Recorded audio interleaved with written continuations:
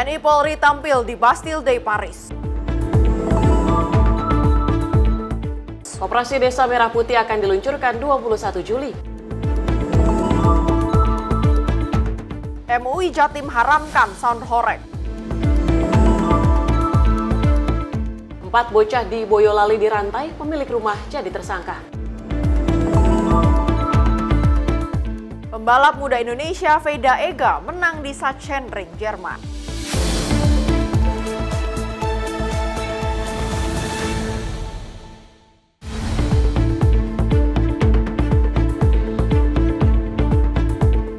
Halo, selamat malam pemirsa. Selain 5 informasi tadi, selama 2 jam ke depan kami masih menyediakan informasi menarik lainnya, terutama mengenai agenda Kabinet Merah Putih. Menyapa Indonesia Malam juga akan menghadirkan informasi seputar peristiwa dan berita olahraga bersama saya Tiara Dianti. Dan saya Priska Priscilla, inilah Menyapa Indonesia Malam untuk Anda.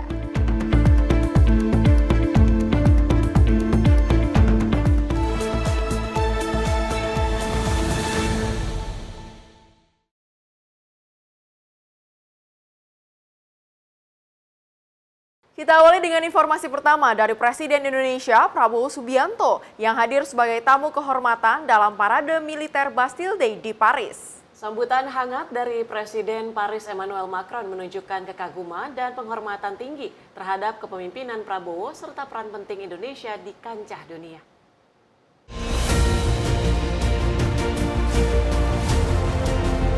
Parade militer Bastille Day di Champs-Élysées Paris berlangsung dalam suasana penuh hormat dan kehangatan. Presiden RI Prabowo Subianto hadir sebagai tamu kehormatan, menandai momen penting dalam hubungan diplomatik Indonesia-Prancis di tingkat global. Dalam siaran langsung YouTube Istana Élysée, terlihat Prabowo disalami langsung oleh Presiden Emmanuel Macron usai inspeksi pasukan.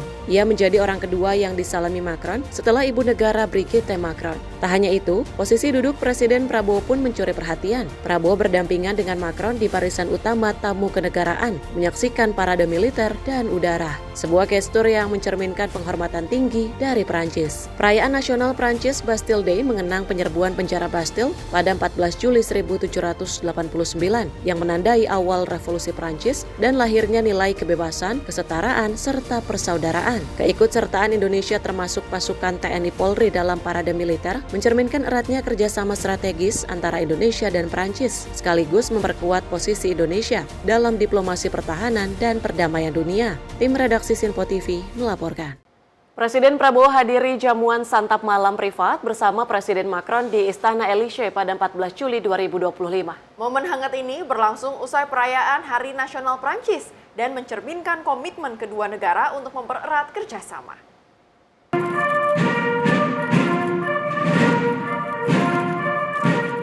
Dalam balutan suasana megah dan penuh sejarah, Istana Élysée menjadi latar pertemuan hangat antara Presiden Republik Indonesia Prabowo Subianto dan Presiden Prancis Emmanuel Macron dalam jamuan santap malam privat pada Senin malam 14 Juli 2025.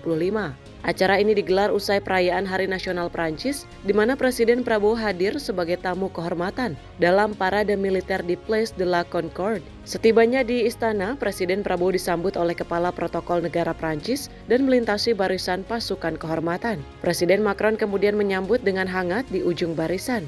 Keduanya berjabat tangan dan berfoto bersama sebelum melangkah ke ruang jamuan yang tertata elegan. Dalam suasana akrab, kedua pemimpin berdiskusi mengenai isu-isu strategis bilateral dan global sambil menikmati sajian khas Prancis. Lebih dari sekedar perjamuan resmi, momen ini mencerminkan kedekatan dan komitmen kedua negara untuk mempererat kerjasama di tengah dinamika geopolitik dunia.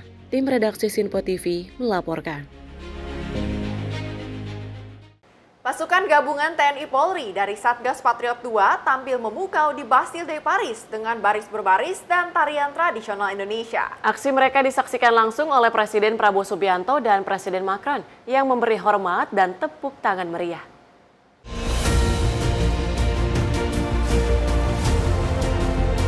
Pasukan gabungan TNI Polri dari Satgas Patriot II tampil memukau dalam parade Bastille Day di Paris, Prancis pada Senin 14 Juli 2025. Sebanyak 500 personel termasuk Taruna Akademi TNI dan Akpol menampilkan baris berbaris serta tarian tradisional Indonesia di Champs-Élysées Paris. Penampilan kontingen Indonesia menjadi sorotan dengan kehadiran maskot macan tutul, ikan hiu, dan burung elang yang melambangkan kekuatan 3 matra TNI dan Polri. Defile ini disiarkan langsung melalui kanal YouTube Istana Elysée dan disaksikan oleh Presiden RI Prabowo Subianto serta Presiden Prancis Emmanuel Macron. Melihat penampilan kontingen Indonesia, Presiden Prabowo tampak kagum dan memberi hormat, sementara Macron menyambut dengan tepuk tangan meriah. Bastille Day memperingati penyerbuan Bastille 14 Juli 1789 dan tahun ini juga menandai 100 tahun penyalaan api abadi La Flamme serta simbol Bleu de France. Kehadiran TNI Polri dalam parade tersebut menjadi simbol eratnya hubungan bilateral Indonesia-Prancis, sekaligus mencerminkan komitmen Indonesia dalam diplomasi pertahanan dan perdamaian global. Tim redaksi Sinpo TV melaporkan.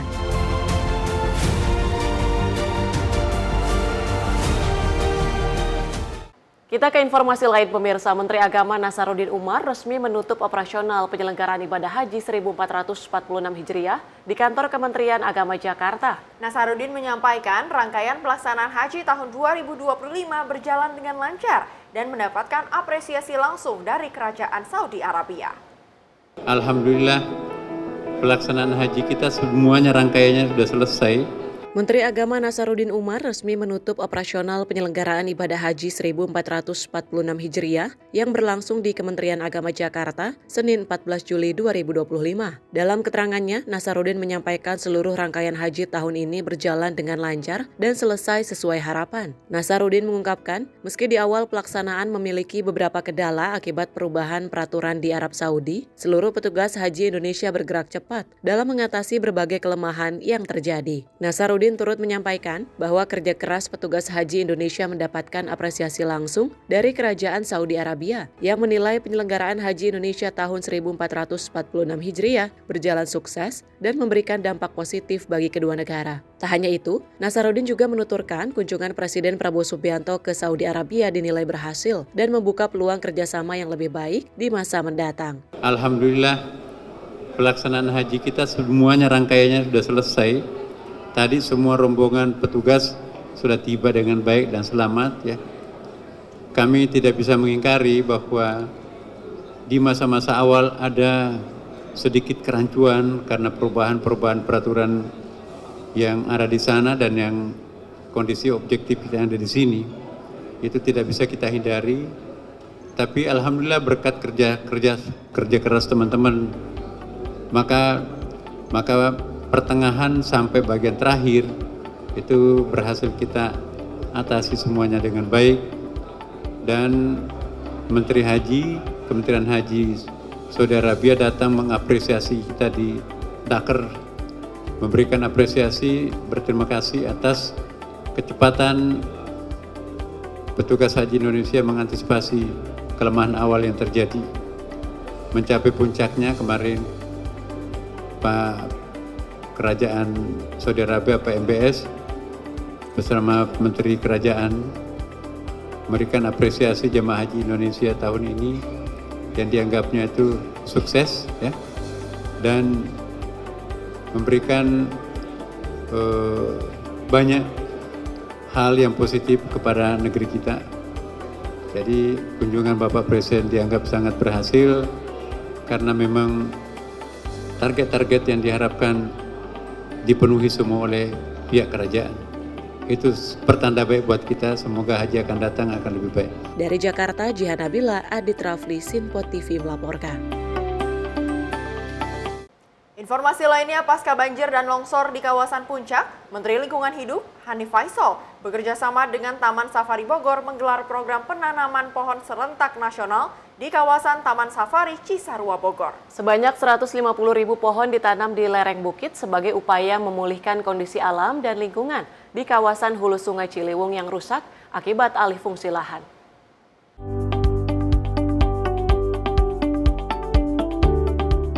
Menteri Lingkungan Hidup Hanif Faisal bersama founder Taman Safari Indonesia, Johnson Manangseng, melakukan penanaman pohon di Bukit Saung Gelis Taman Safari, Desa Ciberem, Kecamatan Cisarua, Kabupaten Bogor. Kegiatan ini untuk memulihkan kondisi lingkungan kawasan hulu sungai atau DAS yang rusak akibat pembangunan serta alih fungsi lahan. Program untuk meningkatkan tutupan hutan serta kualitas udara di seluruh Indonesia ini dipimpin langsung oleh Menteri Lingkungan Hidup Hanif Faisal pasca banjir dan longsor di kawasan Puncak dan Megamendung beberapa hari lalu. Menurut Hanif, kawasan Puncak merupakan wilayah pegunungan dan perbukitan dengan tingkat kemiringan tinggi yang secara ekologis sangat rentan. Namun alih fungsi lahan, lemahnya pengendalian pemanfaatan ruang, serta pertumbuhan pembangunan tanpa persetujuan lingkungan memperburuk kerusakan alam dan mempertinggi risiko bencana. Taman Safari dengan PTPN di dalam rangka pemulihan lokasi ini, dan kita sudah saksikan bersama upaya ini telah sudah dilakukan, dan kami tentu akan melakukan pengawasan dan kontrol bersama teman-teman Dinas LH Provinsi maupun Kabupaten Bogor. Kita menjamin bahwa apa yang telah dilakukan oleh PTPN, oleh Taman Safari berdampak serius untuk mengurangi dampak air permukaan yang berpotensi berkontribusi menjadi banjir di bagian tengah maupun hilir. Bapak Tanami. Baik, kalau kami di sini kerjasama sejak tahun 2018 ini, yaitu Taman Safari, yaitu bekerjasama antara 19 hektaran semuanya. Ya, dan itu kita sudah kurung dan bahkan kita sudah hijaukan semuanya. Yaitu yang pertama juga dari para menteri yang dulu, Menteri Hutan 2 kali, lalu beliau ketiga kali dari menteri dari LH, ya, yang beberapa bulan yang lalu. Lalu ini kita tinggal 2000 ini aja yang tadi bilang kita sanksi ini, karena kita masih dulu ini tempat pembibitan. Jadi ini sekarang kita akan robah lagi, tempat bibit ini kita tanamkan pohon. Jadi kita sudah tanamkan di 2000 meter ini, yaitu 150 pohon. Lalu ada sisanya 50 kita yang ke depan yang tadi kita lihat kan, jadi di luar itu.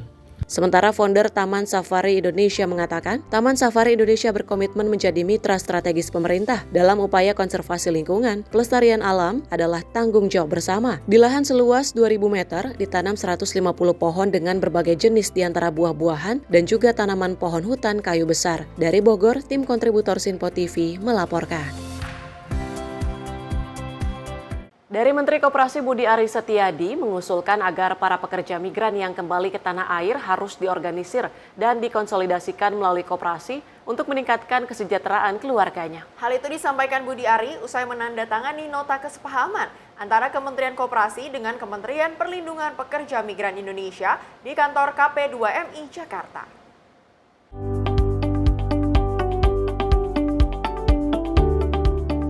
Menteri Koperasi Budi Aris Setiadi menyatakan pembentukan Koperasi Desa Kelurahan Merah Putih akan menciptakan banyak lapangan kerja yang bisa dimanfaatkan para pekerja migran di wilayah masing-masing. Oleh karenanya, Menkop mengusulkan agar para pekerja migran yang telah menyelesaikan tugasnya dan kembali ke tanah air harus diorganisir dan dikonsolidasikan melalui koperasi untuk meningkatkan kesejahteraan keluarganya. Di sisi lain, Menteri Pelindungan Pekerja Migran Indonesia Abdul Qadir Karding juga menyampaikan bahwa pihaknya akan mensinergikan program Desa Migran Emas di seluruh Indonesia melalui program koperasi. Jadi memang begini, Koperasi Desa Kelurahan Merah Putih ini kan program yang memang masif ya, 80.000 lebih. Nah, asal pekerja migran itu kan banyak kan dari desa, sehingga mereka yang sudah berpengalaman dan sudah pulang bisa diharapkan juga membantu. Nanti datanya masih dikonsolidasi. Kita juga berharap Koperasi Desa Merah Putih ini adalah program untuk penciptaan lapangan pekerjaan juga, karena hitungan kami 80.000 itu ada 25 lebih per Kopdes minimal, jadi ada 2 juta lapangan kerja baru di desa yang perlu keahlian-keahlian yang juga pernah ditularkan dari saudara-saudara kita yang jadi pekerja migran. Dari Jakarta, Sri Dewi Andayani, Ahmad Amin, Sinpo TV melaporkan. DPR menggelar sidang paripurna ke-24 masa persidangan keempat tahun 2024-2025 di Kompleks Parlemen Senayan, Jakarta, Selasa pagi. Sidang paripurna ini membahas penyampaian pandangan fraksi-fraksi DPR terkait RUU Pertanggungjawaban atas pelaksanaan APBN 2024.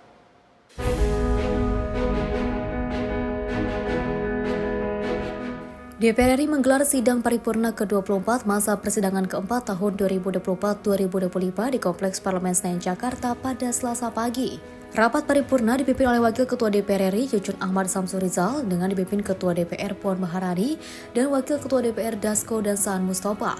Rapat paripurna tersebut beragendakan penyampaian tanggapan pemerintah terhadap pandangan fraksi DPR terkait RUU Pertanggungjawaban Pelaksanaan APBN 2024. Adapun anggota yang hadir sebanyak 210 anggota parlemen yang terdiri dari seluruh fraksi-fraksi. Perkenankanlah kami selaku pimpinan Dewan membuka rapat paripurna DPR RI yang ke-24 masa persidangan 4 tahun sidang 2004-2025 hari Selasa pada 15 Juni 2025. Sidang Dewan yang kami hormati, sesuai dengan hasil keputusan rapat konsultasi rapat pengganti BAMUS DPR RI antara pimpinan DPR dan pimpinan fraksi-fraksi tanggal 26 Mei 2025, acara rapat paripurna hari ini yaitu tanggapan pemerintah terhadap pandangan fraksi atas rancangan undang-undang tentang pertanggungjawaban atas pelaksanaan APBN tahun anggaran 2024. Sekarang kami akan menanyakan kepada sidang Dewan yang terhormat apakah acara rapat dapat disetujui? Terima kasih. Dari Jakarta, Juliandri Davarskiano, Simpo TV melaporkan. Sementara itu, Ketua DPR Puan Maharani menyambut baik dengan adanya sekolah rakyat untuk anak-anak yang kurang mampu. Puan mengatakan adanya sekolah rakyat ini diharapkan tidak ada lagi anak-anak yang tidak mendapatkan pendidikan yang layak. Sekolah Rakyat gagasan Presiden Prabowo Subianto secara resmi dibuka secara serentak di seluruh Indonesia. Program Sekolah Rakyat ini bukan hanya menanggung biaya pendidikan para siswa saja, melainkan mencakup kebutuhan dasar seperti seragam, makan minum, tempat tidur, hingga perbaikan rumah orang tua siswa di masa mendatang. Hal tersebut disambut baik oleh seluruh masyarakat Indonesia, tak terkecuali Ketua Dewan Perwakilan Rakyat Puan Maharani. Puan berharap dengan adanya sekolah rakyat tersebut tidak ada lagi anak-anak Indonesia yang terlantar dan tidak mendapatkan pendidikan yang layak. Namun dirinya mengaku mendapatkan laporan mengenai masih banyaknya hal yang harus disempurnakan dan berbagai tantangan lainnya yang harus diselesaikan. Oleh karena itu, menurutnya evaluasi secara berkala perlu dibutuhkan agar niat baik melalui program sekolah rakyat dapat terwujud. Terkait dengan sekolah rakyat, tentu saja sangat inovatif. Harapan dari DPR, kami akan mengawasi bahwa jangan sampai ada rakyat Indonesia yang terlantar, tidak mendapatkan pendidikan sangat baik. Namun saya juga mendengar laporannya bahwa tantangannya di lapangan itu sangat banyak. Jadi memang banyak sekali yang masih harus disempurnakan dan jangan sampai kemudian niat baik atau hal yang harusnya ini tujuannya baik kemudian menjadi bersifat eksklusif, kemudian menjadi berkompetisi dengan sekolah-sekolah yang sudah ada. Namun ini justru harus melengkapi sekolah-sekolah yang sudah ada, dan apa yang kemudian sudah dilakukan di lapangan tentu saja harus disempurnakan, dan DPR tentu saja akan mengawasi dan akan membantu untuk bisa menyempurnakan hal ini, karena sesuatu yang baru itu tentu saja tidak bisa tiba-tiba langsung sempurna. Dan saya berharap bahwa sinergi antara pemerintah dengan DPR bisa terus berjalan dalam menyempurnakan hal ini dengan tujuan adalah untuk pendidikan seluruh anak bangsa. Dari Jakarta, Fahrizal Davarskiano, Simpo TV melaporkan. Selain itu, Ketua DPR Puan Maharani juga memastikan bahwa pembahasan rancangan Undang-Undang Kitab Hukum Acara Pidana atau RUU KUHAP dilakukan secara terbuka. Dirinya menyatakan pembahasan tersebut dilakukan dengan mendengarkan masukan-masukan elemen masyarakat. Dewan Perwakilan Rakyat saat ini tengah melakukan pembahasan rancangan Undang-Undang Kitab Hukum Acara Pidana atau RUU KUHAP. Pembahasan tersebut dilakukan oleh Komisi 3 DPR dengan melibatkan pemerintah dalam pembahasan RUU KUHAP maupun DIM RUU KUHAP. Ketua DPR Puan Maharani mengatakan pembahasan itu dilakukan secara terbuka. Puan menyebut pihaknya dipastikan akan selalu mendengar berbagai masukan dari elemen-elemen masyarakat. Kendati demikian, DPR memastikan akan mencermati dan tidak terburu-buru. Terkait dengan KUHAP, DPR tentu saja sampai saat ini masih melakukan proses pembahasan, dan kami melakukan pembahasan tersebut secara terbuka, mengundang pihak-pihak yang memang kami harus lakukan bersama-sama untuk bisa melakukan pembahasan tersebut. Kalau kemudian belum dibuka ataupun terbuka, karena memang sampai saat ini prosesnya itu masih dilakukan untuk apa itu?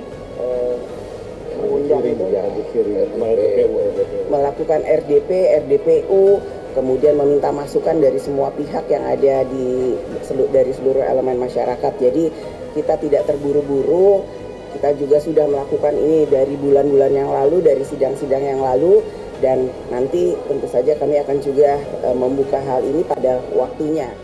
Dari Jakarta, Farizal Davariskiano, Simpo TV melaporkan.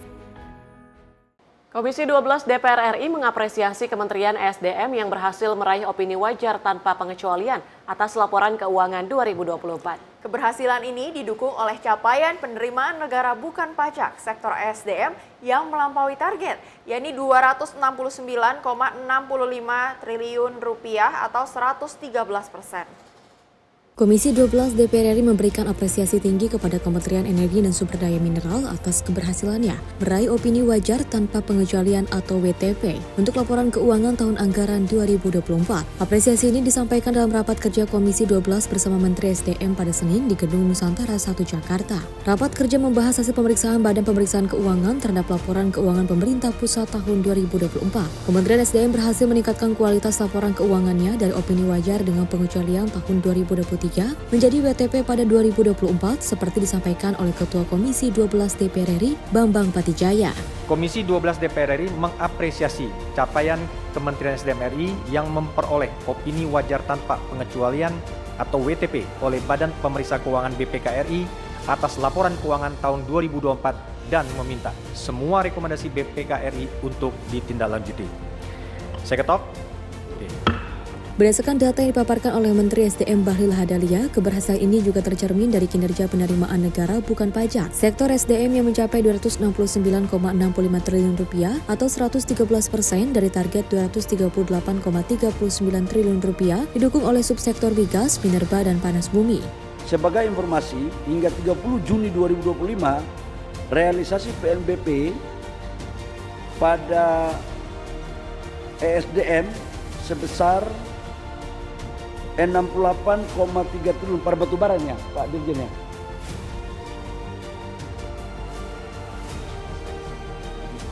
Juni ya, untuk minerba sebesar 68,3 triliun atau 54% dari target sebesar 126,48 triliun.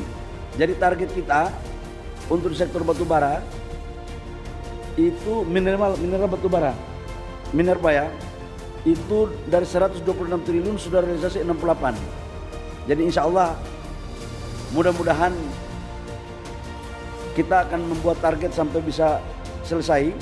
Sementara realisasi PMB sektor SDM secara keseluruhan sampai dengan bulan Juni sebesar 117,11 triliun, 46% dari target 254.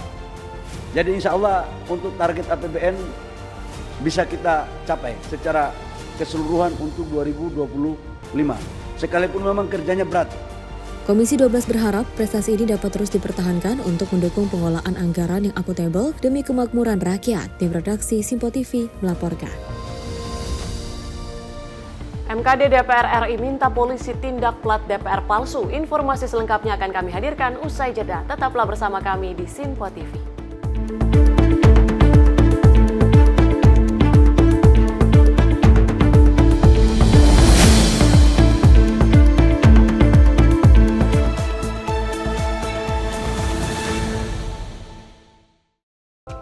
Horas Maju Ajo Medan. Untuk Anda yang berada di Bandar Baru, Sumatera Utara, kini Simpo TV hadir di channel digital 28 UHF. Jangan lupa terus lakukan scan ulang secara berkala agar Simpo TV hadir sebagai televisi terbaik di layar kaca Anda. Simpo TV, referensi berita politik masa kini.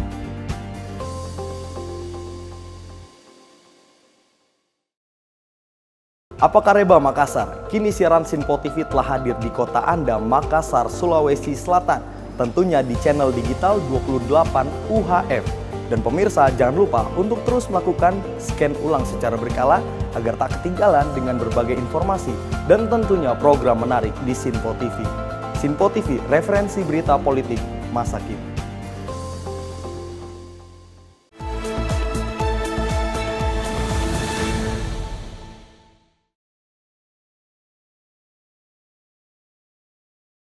Terima kasih pemirsa, Anda masih bersama kami di Sinpo TV. Informasi berikutnya mengenai Indonesia dan Uni Eropa yang sepakat menyelesaikan Perjanjian Kemitraan Ekonomi Komprehensif atau CEPA setelah 10 tahun negosiasi. Perjanjian ini membuka akses pasar lebih luas dan memperkuat kerjasama ekonomi kedua pihak.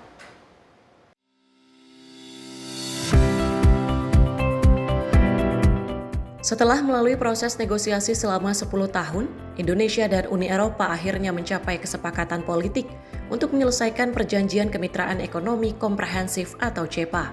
Presiden RI Prabowo Subianto menyebut perjanjian ini sebagai terobosan penting yang strategis di tengah ketidakpastian global. CEPA diharapkan membuka akses pasar yang lebih luas bagi produk-produk Indonesia untuk masuk ke pasar Eropa.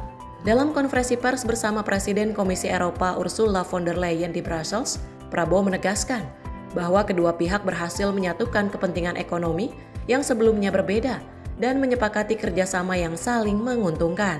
Today we have achieved a breakthrough. After 10 years of negotiations, we have concluded the agreement to have a comprehensive economic partnership agreement, which basically is a free trade agreement.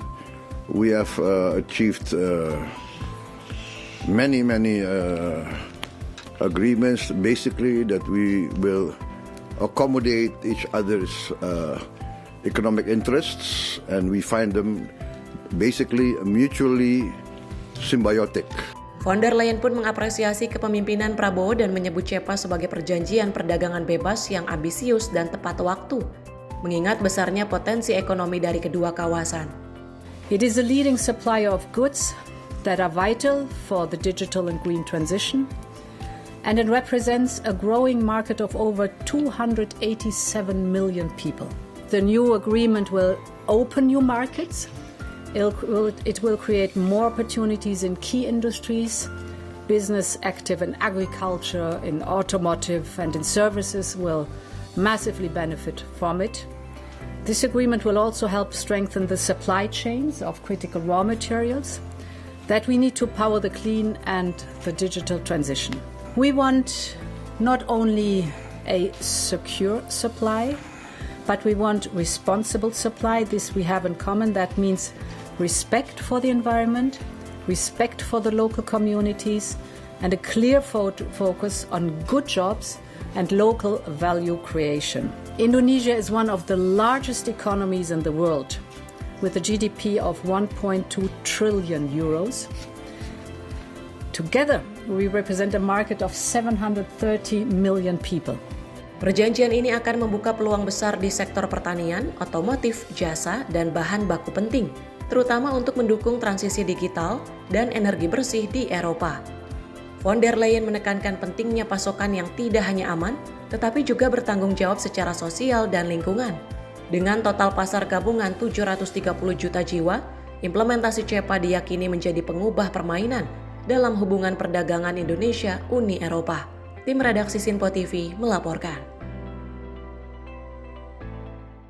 Indonesia dan Uni Eropa resmi menyepakati Perjanjian Kemitraan Ekonomi Komprehensif atau CEPA untuk memperkuat kerjasama di berbagai sektor. Kesepakatan ini diharapkan membuka peluang investasi, lapangan kerja, dan pertumbuhan ekonomi bersama.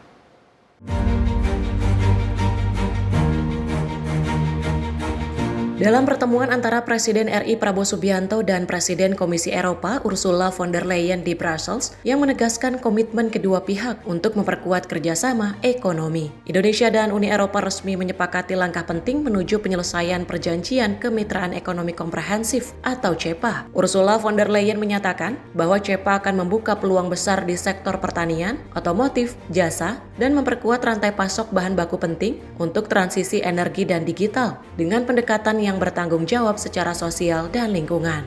Because the new agreement will open new markets, it will create more opportunities in key industries. Business active in agriculture, in automotive, and in services will massively benefit from it. This agreement will also help strengthen the supply chains of critical raw materials that we need to power the clean and the digital transition. We want not only a secure supply, but we want responsible supply. This we have in common. That means respect for the environment, respect for the local communities, and a clear focus on good jobs and local value creation. Together we are sending a strong message about the importance of predictable, long-term partnerships. Partnerships that are built on trust, reciprocity, transparency, and shared values. Sementara itu, Prabowo menilai perjanjian ini sebagai tonggak strategis yang saling melengkapi dan mendukung stabilitas ekonomi global. Prabowo juga memaparkan visinya untuk membuka lebih banyak peluang pendidikan dan kesehatan bagi anak muda Indonesia lewat kerjasama dengan Eropa, serta menciptakan ruang investasi yang sehat dan berkelanjutan bagi pelaku usaha dari kedua belah pihak. We have achieved many agreements, basically that we will accommodate each other's economic interests, and we find them basically mutually symbiotic. Europe is a leader in science, technology, finance. We have critical resources, so the partnership between Europe and Indonesia also being a large part of ASEAN, I think this will be very important contribution to economic and geopolitical stability in the world. I'm very happy to see our respective ministers and commissioners achieving, I would say, strategic breakthroughs, so that basically we have no item of disagreement between EU and Indonesia, right? When we implement these agreements, we can sign the implementation agreement, if possible, here in Brussels again. That gives me another chance to visit Brussels. Kedua pemimpin berharap CEPA dapat segera diimplementasikan dengan penandatanganan resmi di Brussels sebagai simbol komitmen bersama. Kesepakatan ini menandai babak baru kemitraan strategis yang berfokus pada peningkatan investasi, penciptaan lapangan kerja, dan pertumbuhan ekonomi bersama antara Indonesia dan Uni Eropa. Tim redaksi Sinpo TV melaporkan. Sementara itu, Presiden Prabowo mengumumkan kesepakatan CEPA antara Indonesia dan Uni Eropa yang menurunkan hampir semua tarif perdagangan menjadi 0%. Perjanjian ini membuka akses besar ke pasar Eropa dan memperkuat posisi Indonesia di tengah ketidakpastian global.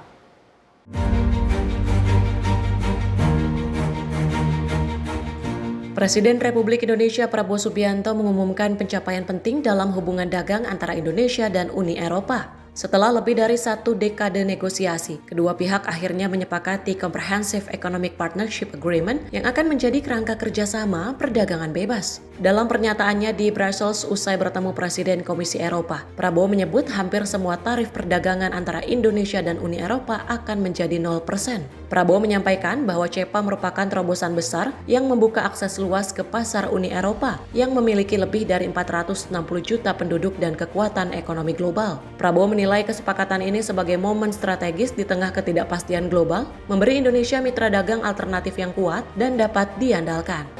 Alhamdulillah, tadi kita ada pertemuan dengan Uni Eropa, Komisi dan Dewan Presiden Commission, EU Commission dan Presiden European Council. Luar biasa, terobosan besar. Setelah 10 tahun negosiasi, hari ini kita tembus, breakthrough. Semua titik-titik persoalan sudah kita selesaikan. Jadi kita sudah punya sekarang perjanjian Comprehensive Economic Partnership Agreement antara Indonesia dan Uni Eropa, yang ini sebetulnya nanti adalah menjadi free trade agreement. Ya. Hampir semua tarif kita sudah selesai, ya, hampir semuanya 0% di antara kita.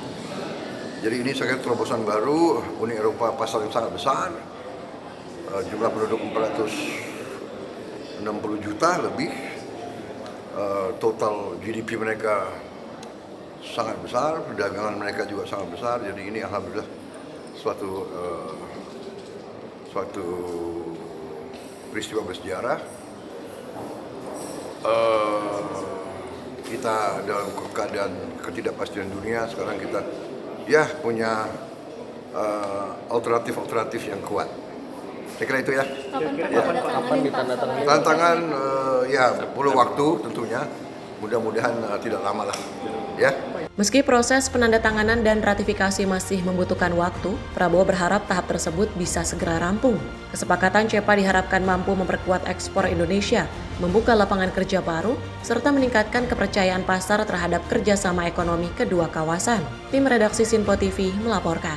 Presiden Komisi Eropa memuji kepemimpinan Prabowo dalam menyelesaikan negosiasi CEPA yang sempat tertunda selama 10 tahun. Prabowo menyambut baik apresiasi tersebut dan berharap implementasi CEPA bisa segera ditandatangani di Brussels.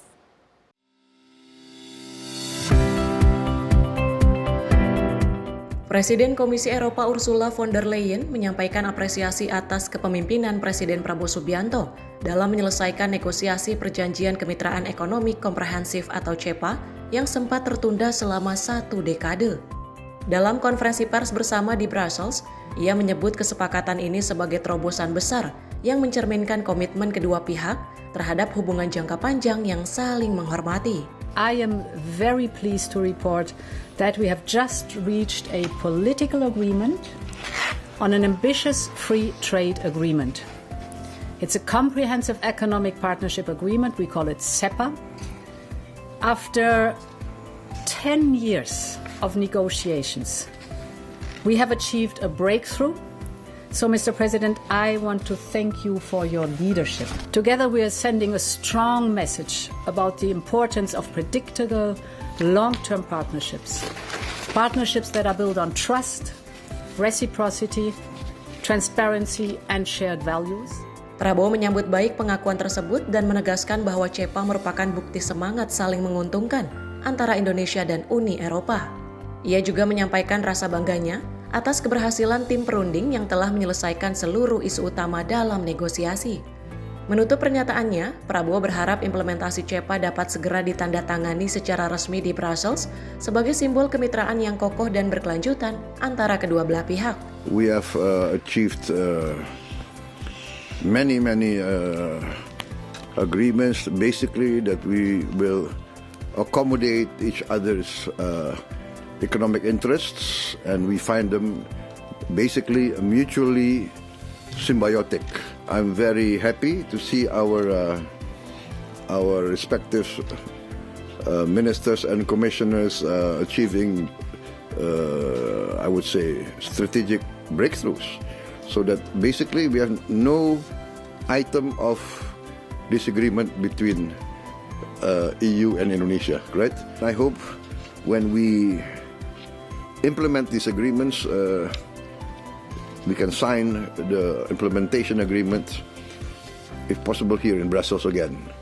That gives me another chance to visit Brussels. Tim redaksi Sinpo TV melaporkan. Selain itu, Presiden Prabowo juga bertemu Raja Belgia, Filipe, di Istana Laken dalam rangkaian kunjungan kenegaraannya di Brussels. Pertemuan singkat berlangsung 4 mata dalam suasana hangat dan penuh kehormatan.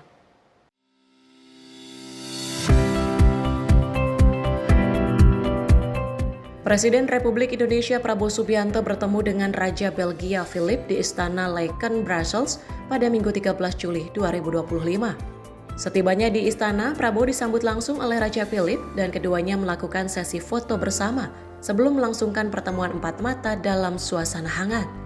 Dalam pertemuan tersebut, Presiden Prabowo didampingi oleh Sekretaris Kabinet Teddy Indrawijaya dan Duta Besar RI untuk Belgia, Andri Hadi. Pertemuan dengan Raja Philip menjadi agenda penutup dalam rangkaian kunjungan kenegaraan Prabowo di Belgia. Setelah pertemuan, Prabowo dilepas langsung oleh Raja Philip menuju Bandara Brussels untuk melanjutkan perjalanan ke Paris. Presiden Prabowo dijadwalkan menghadiri perayaan Bastille Day sebagai tamu kehormatan, setelah sebelumnya juga mengadakan pertemuan penting dengan Presiden Komisi Eropa dan Presiden Dewan Eropa guna menuntaskan kesepakatan CEPA. Tim redaksi Sinpo TV melaporkan. Kehadiran Presiden Prabowo Subianto di Brasil mendapat sambutan hangat dari ratusan diaspora Indonesia yang telah lama menantikannya. Momen penyambutan di hotel tempat Presiden menginap pun berlangsung penuh keharuan dan semangat nasionalisme.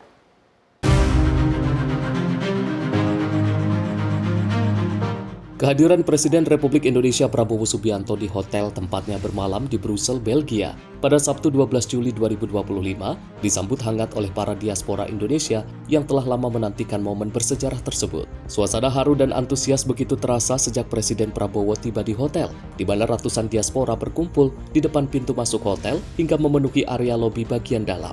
Setibanya di lokasi, Presiden Prabowo langsung disambut dengan semangat oleh para diaspora seraya melambaikan bendera merah putih berukuran kecil. Dua anak diaspora, salah satunya bernama Kala yang berusia 6 tahun, maju ke depan untuk menyerahkan buket bunga kepada Presiden. Terima kasih sekali. Presiden Prabowo pun menyempatkan diri untuk menyapa langsung diaspora yang telah menunggu kedatangannya.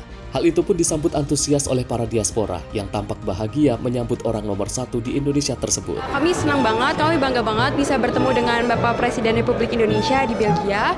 Dan kami sangat berharap Pak Prabowo bisa dilancarkan segala urusannya selama berada di Belgia ini. Aduh saya gemetar ini. Baru nggak nyangka like a dream. Ternyata orangnya sangat humble. Iya, saya sampai gemetar udah pedicure ya for the shake hand. Wah, sangat senang. Happy banget. Ya, akhirnya bisa ketemu langsung sama Pak Prabowo. Bener-bener kayak mimpi karena biasanya kan lihat dari televisi, YouTube gitu-gitu kan, dan sekarang ketemu, salaman lagi. Udah manikur pedikur. Suasana hangat dan penuh keakraban semakin terasa ketika Presiden Prabowo berfoto bersama para diaspora yang mengibarkan bendera merah putih kecil di tangga dalam hotel. Momen tersebut menjadi penutup manis dari penyambutan yang tidak hanya menyentuh hati, tetapi juga syarat akan makna persatuan dan harapan dari para diaspora. Tim redaksi Sinpo TV melaporkan.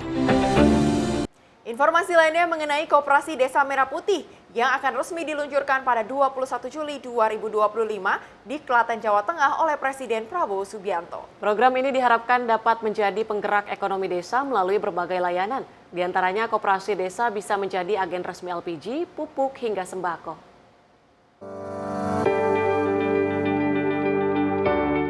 Menteri Koordinator Bidang Pangan Zulkifli Hasan menegaskan berbagai persiapan telah disempurnakan agar Koperasi Desa Merah Putih dapat langsung berjalan setelah diluncurkan pada 21 Juli mendatang oleh Presiden Prabowo Subianto. Julhas menyebut pemerintah tengah melakukan finalisasi regulasi terkait gas LPG, pupuk, dan sembako agar Koperasi Desa bisa menjadi agen resmi penyaluran kebutuhan pokok masyarakat. Tak hanya itu, Koperasi Desa Merah Putih juga akan didukung kerjasama dengan kantor pos dan lembaga keuangan seperti BRI Link, BNI Link, BCA Link, dan juga Mandiri Link untuk memperluas akses layanan di tingkat desa. Pemerintah turut menargetkan Koperasi Desa Merah Putih beroperasi penuh pada 28 Oktober 2025 sebagai bagian dari upaya meningkatkan kesejahteraan masyarakat desa melalui ekonomi berbasis kebutuhan harian. Ada beberapa yang tadi yang kami sempurnakan agar setelah diluncurkan semua tidak ada hambatan lagi. Pertama mengenai karena koperasi itu nanti ada paling kurang kan 6 gerai ya. Satu itu gas LPG, itu ada peraturan Menteri SDM untuk segera diselesaikan agar nanti Kopdes bisa menjadi pangkalan, menjadi pangkalan ya. Sekarang sudah, tetapi aturannya harus segera diselesaikan. Yang kedua mengenai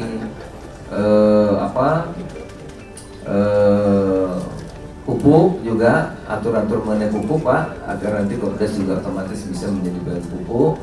Begitu juga aturan mengenai ada gerai ketiga yaitu warung, Kopdes juga otomatis menjadi izin untuk sembako ya dan lain-lain tentunya. Termasuk kerjasama dengan kantor pos, BRI Link, BNI Link, BSI Link, dan Mandiri Link. Dari Jakarta, Gia Nabila, Azul Hakim, Sinpo TV melaporkan.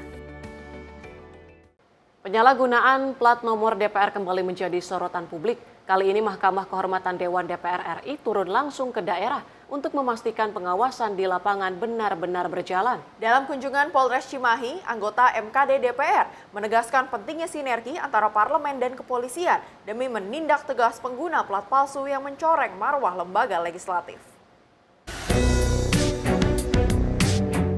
Penyalahgunaan tanda motor kendaraan bermotor atau TNKB DPR RI kembali jadi sorotan. Dalam kunjungannya ke Polres Cimahi, Mahkamah Kehormatan Dewan atau MKD DPR RI menegaskan pentingnya penindakan tegas terhadap penggunaan plat DPR palsu oleh pihak-pihak yang tidak berhak. Dalam kunjungan kerja ke Markas Kepolisian Resor Cimahi, Jawa Barat, anggota MKD DPR RI dari fraksi Partai Keadilan Sejahtera, Adang Darajatun, menyampaikan keprihatinan atas maraknya penyalahgunaan plat nomor kendaraan DPR oleh oknum-oknum yang juga bukan anggota Dewan.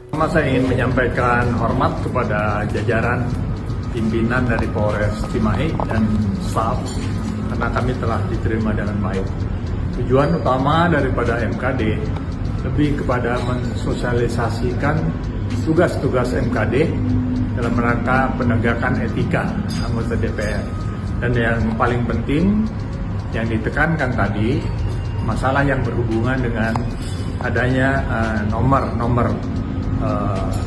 DPR yang dalam hal ini sudah ada perubahan yang baru, dan yang paling terpenting jangan sampai nomor-nomor itu dipergunakan oleh orang yang tidak berhak.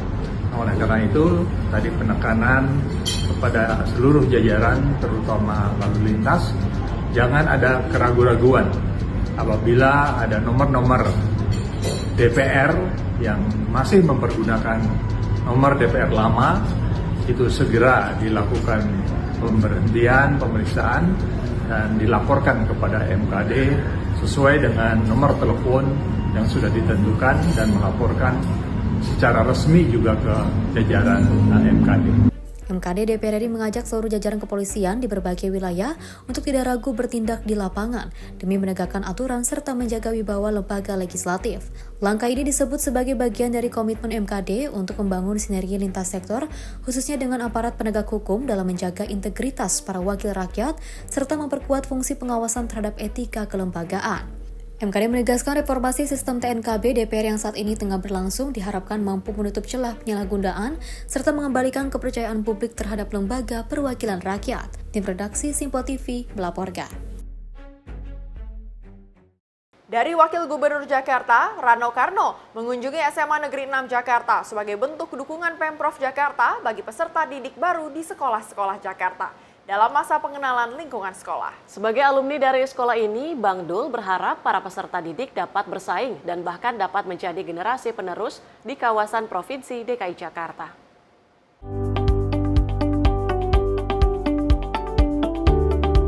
Wakil Gubernur DKI Jakarta Rano Karno mengunjungi SMA Negeri 6 Jakarta di tengah pelaksanaan masa pengenalan lingkungan sekolah. Bang Dul menyoroti kehadiran MPLS bagi beberapa sekolah di Provinsi DKI Jakarta memiliki peranan untuk memperkenalkan situasi dan faktor pendukung yang ada di masing-masing sekolah. Adapun kehadiran Bang Dul di MPLS ini dilakukan di sejumlah sekolah Jakarta dan memilih di hari kedua, mengingat hari pertama pelaksanaan cenderung dihadiri oleh orang tua murid. Dirinya juga menegaskan, momentum MPLS ini tidak boleh adanya sistem senioritas ataupun perundungan dari senior ke junior.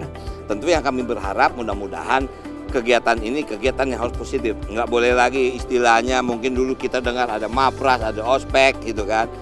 Artinya kegiatan ini sangat bermanfaat, sangat bermanfaat. Nah, inilah kenapa kita Pemprov DKI turun untuk memantau, mudah-mudahan berjalan dengan baik semua. Karena inti utamanya adalah untuk mengenal lingkungan sekolah itu sendiri. Nah, jadi sekali lagi mudah-mudahan dengan program ini mereka semakin tahu lingkungannya dan tahu dengan situasi kondisi sekolah yang memang mereka pilih. Intinya sebetulnya seperti itu. Silakan kalau mau nanya. Ini pantauannya terhadap MPLS. Kepala Sekolah SMA Negeri 6 Jakarta juga turut menyoroti kehadiran Bang Dul memberi peran penting bagi siswa-siswi SMA Negeri 6 Jakarta. Terlebih Wakil Gubernur DKI Jakarta tersebut merupakan alumni dari SMA ini. Luar biasa sekali, ini mendadak bagi kami karena baru kemarin diinformasikan bahwa Pak Wakil Gubernur akan berkunjung ke SMA 6. Memang beliau adalah alumni SMA 6, tapi untuk rencana kunjungan ini di luar perkiraan kami dan ternyata ya sangat luar biasa. Beliau hadir ke sini sangat peduli terhadap pendidikan khususnya di SMA 6. Berpesan kepada adik-adiknya yang sekarang masih baru di kelas 10 ya. Tentu jelas diharapkan agar mengembangkan prestasi secara optimal itu dengan berbagai macam latar belakang kondisi siswa saat ini ya beliau berharap agar dapat mengikuti jejak alumni. Bahkan tadi pun beliau berharap bahwa di antara yang hadir pada saat ini untuk mengikuti MPLS akan bisa mengikuti jejak beliau, bahkan bisa lebih baik menjadi wakil maupun menjadi gubernur. Berarti Pak. Lebih lanjut untuk tahun ajaran baru ini, SMA Negeri 6 Jakarta menerima 9 rombongan kelas dengan total siswa sebanyak 324 siswa. Pelaksanaan masa pengenalan lingkungan sekolah ini pun digelar selama 5 hari penuh sejak Senin lalu. Dari Jakarta, Max, juru kamera Rafli Adit, tim liputan Sinpo TV. Hari kedua masa pengenalan lingkungan sekolah atau MPLS siswa SMA 6 Jakarta diikuti oleh 324 siswa. MPLS siswa baru di SMA 6 Jakarta berbeda dari tahun lalu, seperti adanya penambahan waktu pada masa pengenalan sekolah.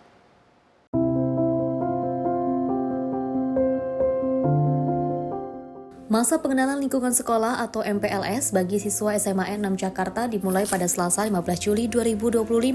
Siswa baru di SMA 6 Jakarta yang mengikuti MPLS pada sebanyak 324 siswa. Rangkaian MPLS berlangsung selama 5 hari dari Senin sampai hari Jumat.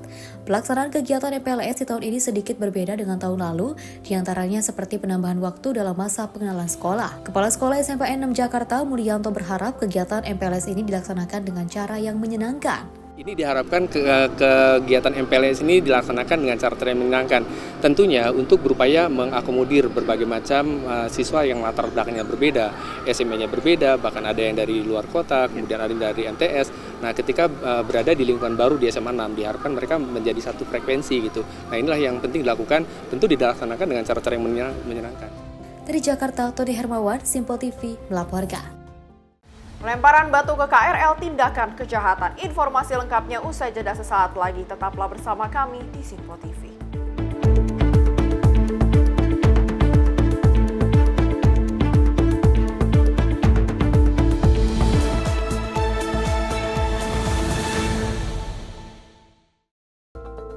Via kabaran Des Jawa Tengah, bagi Anda yang berada di Gombel, Jawa Tengah, siaran Sinpo TV kini telah hadir di channel digital 30 UHF. Segera scan ulang televisi digital Anda agar Anda bisa menikmati berbagai program menarik dari Sinpo TV. Sinpo TV, referensi berita politik masa kini.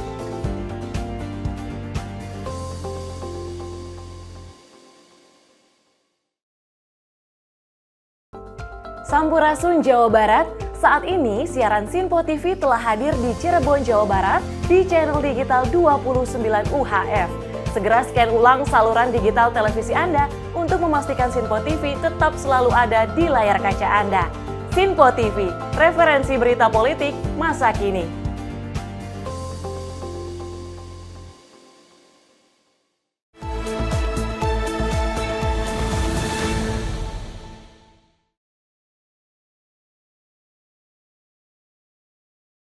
Anda kembali menyaksikan Menyapa Indonesia Malam. Pemirsa, Majelis Ulama Indonesia Jawa Timur atau MUI Jatim resmi mengeluarkan fatwa haram untuk sound horeg. MUI Jatim menganggap sound horeg mengganggu ketertiban masyarakat dan banyak dampak negatif terhadap masyarakat.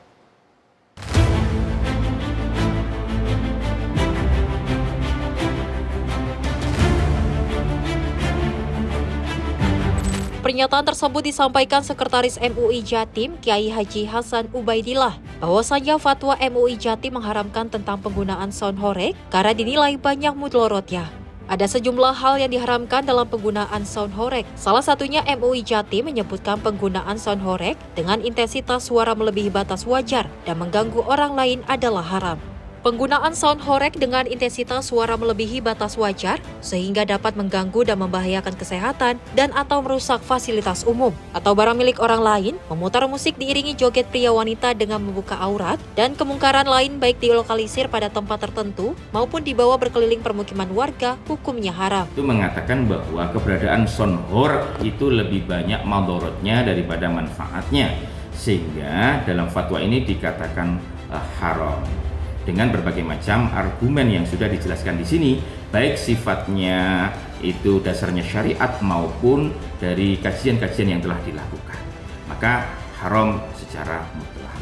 Dampak sosial yang ditimbulkan keberadaan sound horeg ini ya tentunya mengganggu ketertiban masyarakat dan juga kesehatan.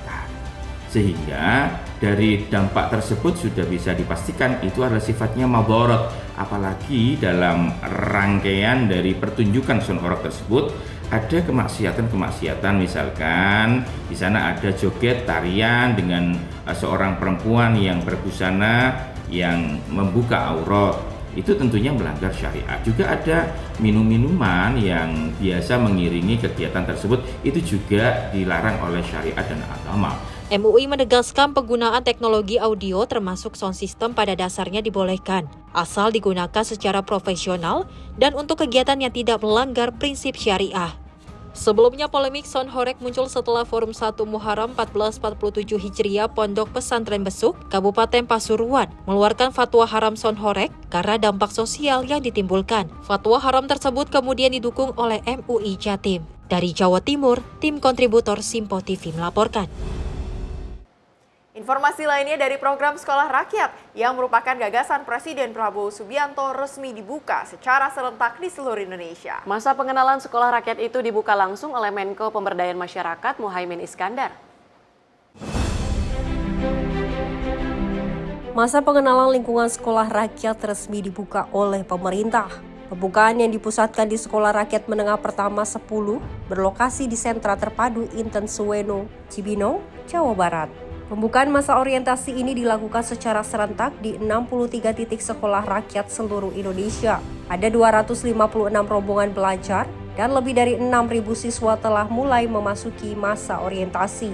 Dalam acara ini, para siswa menengah pertama sekolah rakyat untuk penampilan di hadapan jajaran menteri dan kepala lembaga kabinet merah putih. Selain itu, selama masa MPLS, para siswa juga akan menjalani tes kesehatan gratis, pelatihan kedisiplinan, tes talenta DNA, hingga pengenalan kartu siswa. Menko Pemberdayaan Masyarakat Muhaimin Iskandar berharap sekolah rakyat dapat menginspirasi sekolah lain untuk mempercepat pengentasan kemiskinan di Indonesia. Hari ini masa pengenalan sekolah dimulai. Insya Allah sampai awal Agustus akan ada 100 titik itu dan akan diresmikan oleh Bapak Presiden secara langsung. Yang kedua, saya berharap sekolah rakyat ini menjadi inspirasi semua sekolah untuk benar-benar menjadi bagian integral dari cara cepat menanggulangi kemiskinan di tanah air kita. Saya kira itu. Menteri Sosial Saifullah Yusuf mengaku bersyukur para pemangku kebijakan dapat bekerja sama dalam mempersiapkan segala proses persiapan pelaksanaan sekolah rakyat yang berjalan lancar hanya kurun waktu 6 bulan. Meski peralatan kebutuhan sekolah belum merata karena masih dalam pengiriman, pemerintah memastikan bahwa sekolah rakyat di seluruh titik sudah siap beroperasi.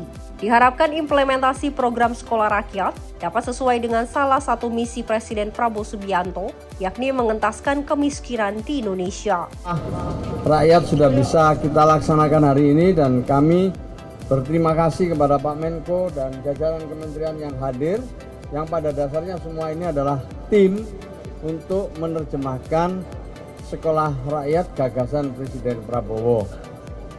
Sekolah ini terus terang aja memang kita lakukan dalam waktu yang singkat, tetapi karena koordinasi, kolaborasi, dan kerjasama yang baik, sehingga masalah-masalah itu bisa kita selesaikan.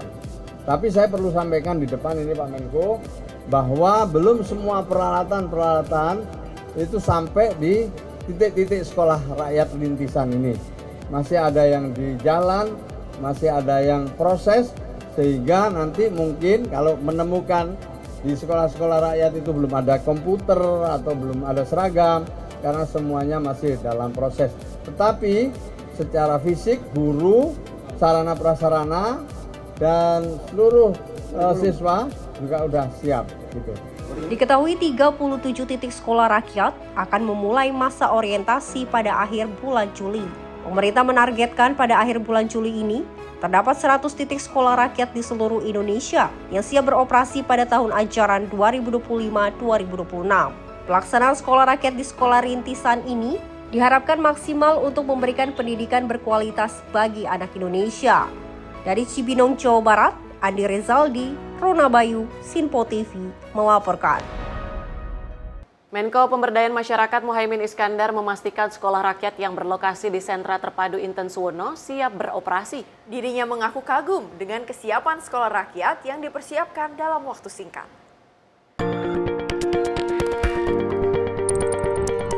Menko Pemberdayaan Masyarakat Muhaimin Iskandar bersama jajaran Menteri Kabinet Indonesia Maju lainnya meninjau berbagai fasilitas sekolah rakyat yang berlokasi di Sentra Terpadu Intensiweno Cibinong, Jawa Barat.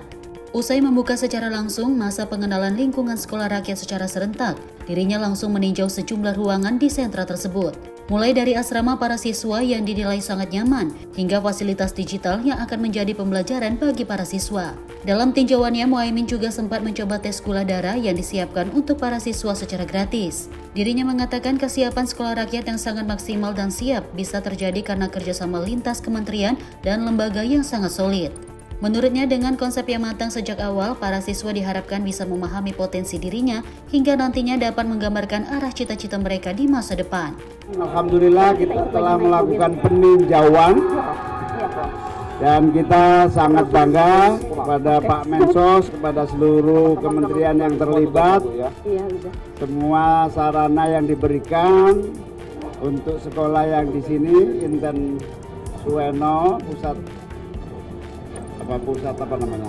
Sentra Terpadu Intensiweno ini sangat siap untuk dimulai belajar mengajar sekolah rakyat beserta 100 titik lainnya. Karena itu insya Allah sudah sangat siap untuk diresmikan oleh Pak Presiden awal Agustus. Ya Alhamdulillah, dengan talent game mapping ini semua terdeteksi dari awal sehingga masing-masing anak punya peta masa depannya. Nah, peta masa depan itu penting karena anak-anak mengerti potensi dirinya dan peluang-peluangnya meskipun masih lebar tapi alternatifnya sangat terbuka. Dari Cibinong, Jawa Barat, Andi Rezaldi, Rona Bayu, Sinpo TV melaporkan. Direktur Utama Kereta Api Indonesia Komuter Asdo Atriyanto menyebut pelemparan batu ke KRL merupakan kejahatan karena bisa melukai penumpang dan masinis. Hal ini disampaikan Asdo dalam menanggapi peristiwa pelemparan batu ke KRL baru di lintas antara Stasiun Cilebut, Stasiun Bogor pada Jumat 11 Juli lalu.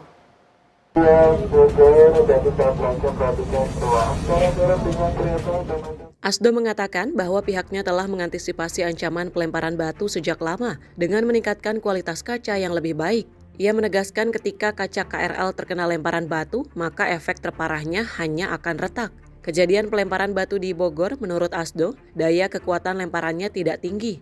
Namun karena KRL melaju dengan cepat, batu dengan lemparan biasa menjadi lebih kuat saat menabrak kaca. Kenapa tindak kejahatan? Karena bisa melukai orang di dalamnya. Ya, baik itu petugas maupun penumpang. Dan melukai itu bisa membuat cacat, baik cacat sementara, cacat permanen maupun meninggal dunia. Pelemparan batu itu ya, sebenarnya KAI maupun KCI itu sudah mengantisipasi ya dengan kualitas kaca yang lebih baik dengan tumbler. Artinya seperti yang di KRL kemarin itu nggak bisa pecah, dia hanya retak. Ya, begitu kena batu ya karena kayak apa ya, kayak gravitasi ya, apa dengan kecepatan itu ya, itu batu yang dilempar mungkin dengan kekuatan yang biasa ditambah dengan kecepatan kereta, ini bisa menemukan benturan yang lebih keras.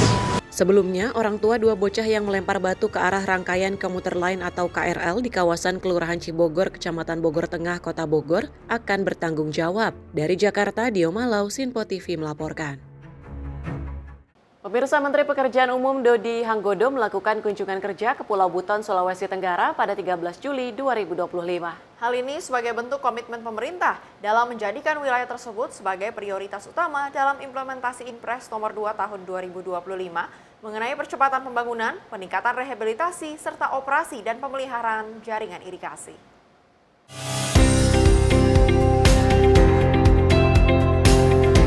Menteri Pekerjaan Umum Dodi Hanggodo melakukan kunjungan kerja ke Pulau Buton, Sulawesi Tenggara pada Minggu 13 Juli 2025.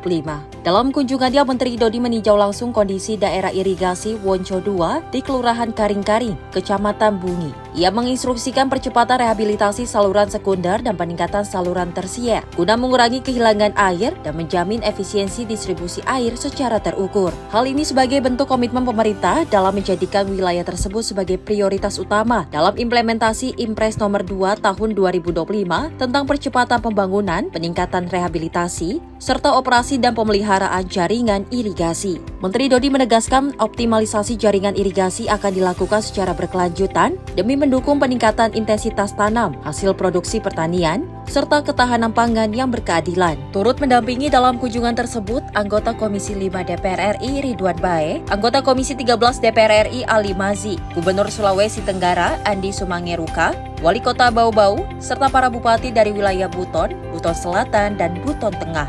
Tim redaksi Simpo TV melaporkan.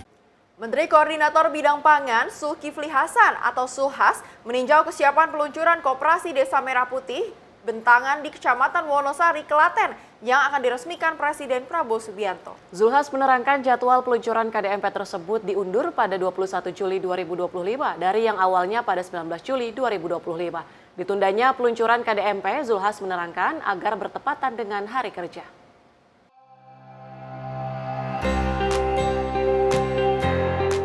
Menteri Koordinator Bidang Pangan Zulkifli Hasan atau Zulhas meninjau kesiapan peluncuran Koperasi Desa Merah Putih Bentangan di Kecamatan Wonosari, Klaten.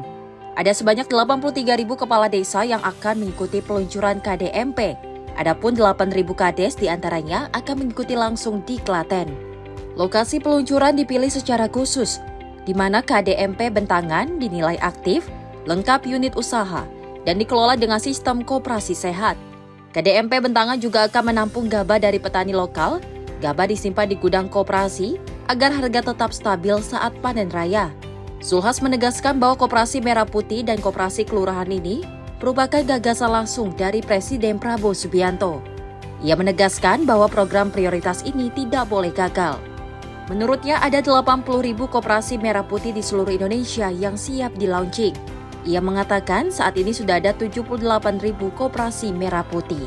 Karena saya laporkan memang ini harus berhasil. Kita pikirkan agar koperasi ini langgeng, maka usahanya dulu. Kita tidak pilih cara yang mudah, kita pilih cara yang benar walaupun lebih agak capek. Karena dalam perjalanan 3 tahun, 4 tahun, 5 tahun itu mesti ada kendala, Pak. Nah itu perlu dukungan. Karena itu dibentuklah Satgas di provinsi. Kita sudah sampaikan juga bahwa koperasi ini sudah ada sistemnya. Bisa dilihat dari handphone nanti. Kalau ini sudah berjalan 3 tahun, lancar, saya kira koperasi ini akan tambah lama tambah baik, tambah lama tambah kuat. Tim redaksi Simpo TV melaporkan. Dari Menteri Pertahanan RI Syafri Syamsuddin melakukan pertemuan dengan Menteri Pertahanan Mesir di Mesir pada Sabtu 12 Juli 2025. Pertemuan ini menjadi tindak lanjut konkret dari komitmen kerjasama antara Presiden RI Prabowo Subianto dan Presiden Mesir Abdel Fattah el-Sisi dalam mempererat hubungan bilateral, khususnya di sektor pertahanan.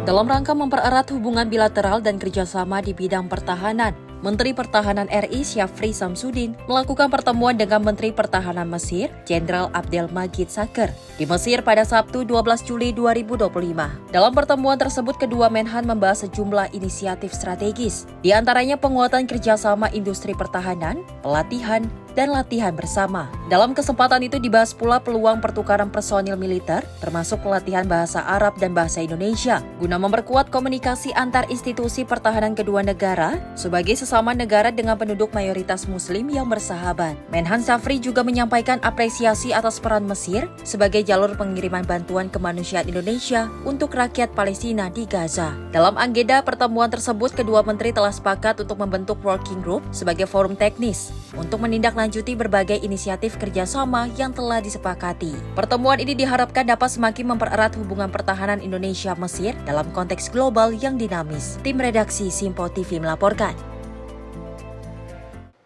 Gedung Merdeka Kota Bandung kembali menjadi simbol perjuangan dan solidaritas internasional.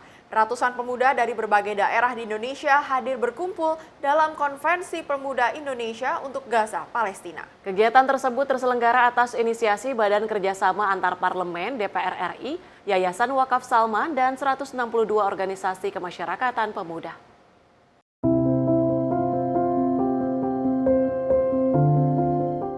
Ketua BKSAP DPR RI Mardani Alisera menyampaikan konferensi tersebut adalah komitmen nyata Indonesia dalam membela kemerdekaan Palestina yang hingga kini belum tercapai, meski sudah disuarakan sejak konferensi Asia Afrika tahun 1955. Menurutnya, dukungan Indonesia terhadap Palestina saat ini dijalankan dalam 3 pilar utama. BKSAP bersama DPR RI tengah mematangkan rancangan Undang-Undang Daulat Bangsa dan solidaritas internasional sebagai dasar hukum untuk memperkuat sikap Indonesia terhadap kejahatan kemanusiaan global. Dalam konferensi tersebut, sebanyak 117 proposal dari pemuda seluruh Indonesia disaring menjadi 7 rencana aksi yang akan dibahas dan ditindaklanjuti bersama kalangan legislatif, eksekutif, akademisi, hingga masyarakat luas. Konferensi turut dihadiri anggota BKSAP DPR RI Feral Bramasta dan Hilary Brigita Lasut. Bahagia sekali Badan Kerjasama Antar Parlemen DPR RI bekerjasama dengan Yayasan Wakaf Masjid Salman ITB dan 162 Ormas Pemuda mengadakan Konferensi Pemuda Indonesia untuk Gaza Palestina sebagai bagian dari implementasi Dasar Bandung dan untuk bayar hutang Palestina yang hadir 70 tahun yang lalu di gedung ini hingga sekarang masih harus kita perjuangkan untuk merdeka. Ada 7 plan of action, actionable proposal yang akan dibahas, disaring dari 117 proposal yang masuk dari seluruh pemuda se-Indonesia. Harapan kami setelah selesai dari pertemuan hari ini, kita akan tindak lanjuti dengan kolaborasi baik dengan eksekutif, legislatif, akademisi, dan seluruh masyarakat Indonesia. Dirjen Asia Pasifik dan Afrika Kementerian Luar Negeri Abdul Qadir Jailani, staf ahli Kemenpora Suyadi Pawiro, serta Rektor Universitas Islam Internasional Indonesia Jamhari Makruf. Tim redaksi Simpo TV melaporkan. Wakil Ketua Komisi 6 DPR RI Adi Satria Suryo Sulisto mendorong semua proyek yang dikerjakan badan usaha milik negara harus melibatkan UMKM dan pekerja lokal. Ia menyoroti pentingnya dampak nyata, manfaat bagi masyarakat sekitar dalam pemerataan pertumbuhan dan ekonomi daerah. Hal tersebut disampaikan Adi Satria saat mengikuti kunjungan kerja spesifik Komisi 6 DPR sejumlah BUMN karya dan jasa marga di Surabaya, Jawa Timur pada Jumat 11 Juli 2025.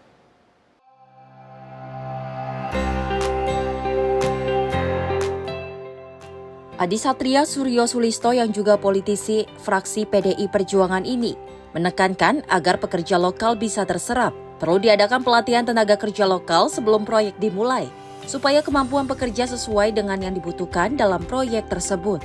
Untuk itu, waktu perencanaan dan pelaksanaan proyek sudah disesuaikan untuk menyiapkan pekerja-pekerja lokal melalui pelatihan dan sertifikasi. Selain itu, isu efisiensi dan tata kelola keuangan juga menjadi sorotan. Legislator Dapil Jateng 8 ini menegaskan agar pelaksanaan proyek dilakukan seefisien mungkin guna menghindari pemborosan dan potensi penyalahgunaan anggaran. Kunjungan kerja ini merupakan bagian dari komitmen Komisi 6 DPR RI dalam mengawasi pelaksanaan proyek strategis BUMN agar memberikan kontribusi nyata tidak hanya terhadap pembangunan nasional, tetapi juga pada penguatan ekonomi daerah. Proyek Tol Probolinggo Banyuwangi disebut telah menunjukkan perkembangan positif, meskipun masih terdapat kendala dalam proses pembebasan lahan di ruas terakhir menuju Banyuwangi. Tim redaksi Simpo TV melaporkan.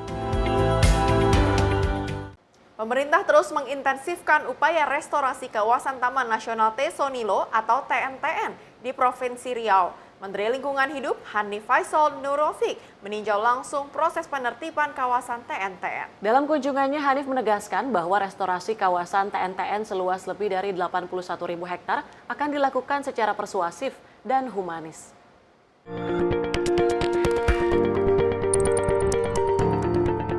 Hanif menjelaskan dari total luas TNTN sekitar 70.000 hektar telah berubah fungsi menjadi lahan sawit yang sebagian besar dikelola secara non-formal oleh warga. Pemerintah kini menyiapkan strategi khusus untuk mengembalikan fungsi ekologis kawasan tersebut sebagai habitat alami satwa endemik seperti gajah dan harimau Sumatera. Seusai peninjauan, tim gabungan bersama gubernur dan bupati setempat langsung merumuskan langkah teknis lanjutan. Hasilnya akan dibawa ke tingkat pusat untuk dibahas bersama tim penanganan kawasan hutan atau PKH dalam minggu ini. Selain itu, menurut Hanif Faisal, pihaknya harus memperhatikan aspek hak asasi manusia dalam setiap langkah. Masyarakat di sana sudah lama menetap memiliki budaya dan membangun kehidupan.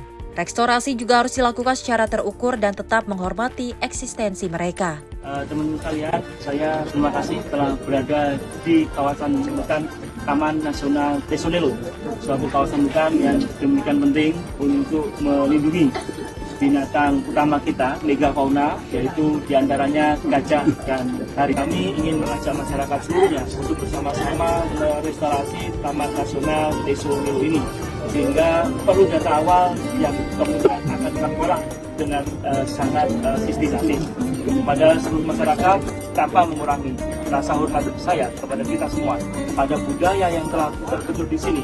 Kami harapkan kita terbuka bersama-sama untuk menghadirkan data yang real sehingga Pak Dodi, Pak Gubernur, saya sebagai Menteri, Pak Bupati bisa mengambil langkah-langkah yang benar dalam melakukan restorasi ini. Tidak usah gelisah, jangan terpancing provokasi.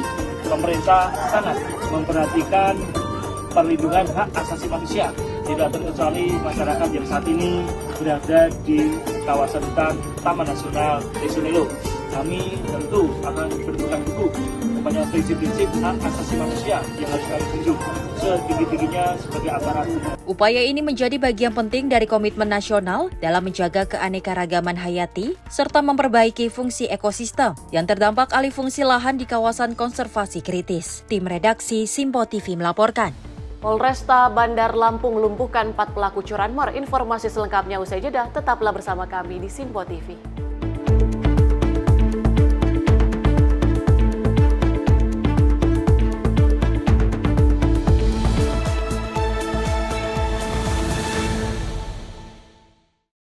Napa kabar Banjarmasin? Saat ini siaran Simpo TV dapat Anda saksikan di Banjarmasin, Kalimantan Selatan di channel digital 30 UHF.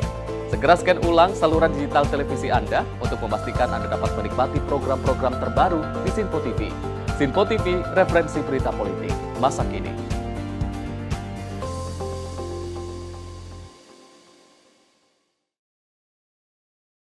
Apa kabar Makassar? Kini siaran Simpo TV telah hadir di kota Anda, Makassar, Sulawesi Selatan. Tentunya di channel digital 28 UHF. Dan pemirsa, jangan lupa untuk terus melakukan scan ulang secara berkala agar tak ketinggalan dengan berbagai informasi dan tentunya program menarik di Simpo TV. Simpo TV, referensi berita politik masa kini.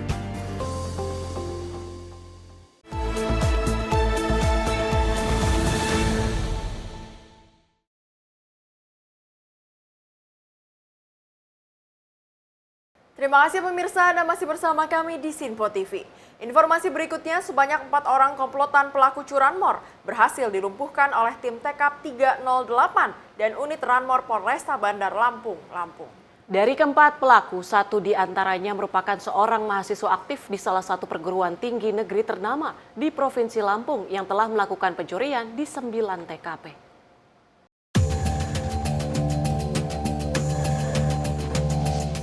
Tim TKP 308 dan unit Ranmor Polresta Bandar Lampung berhasil membekuk 4 orang warga Kabupaten Lampung Timur, komplotan pelaku pencurian kendaraan bermotor. Keempat pelaku ini ditangkap saat polisi patroli hunting dan mendapati pelaku membawa motor hasil curian. Saat itu para pelaku melakukan perlawanan sehingga dilumpuhkan petugas dengan diberikan tindakan tegas terukur. Keempat pelaku yakni Beni Awaludin, Agus Darfani, Nawawi, dan Hasbi Halfi. Mirisnya pelaku Hasbi Halfi merupakan mahasiswa aktif perguruan tinggi negeri ternama di Lampung. Kapolresta Bandar Lampung Kombes Pol Alfred Jacob Tilukai mengatakan dari para pelaku, polisi mengamankan barang bukti 5 unit sepeda motor yang 3 diantaranya merupakan hasil curian. Dari pemeriksaan, komplotan ini telah beraksi sebanyak 9 kali, bersama 3 pelaku lainnya yang masih dalam pengejaran.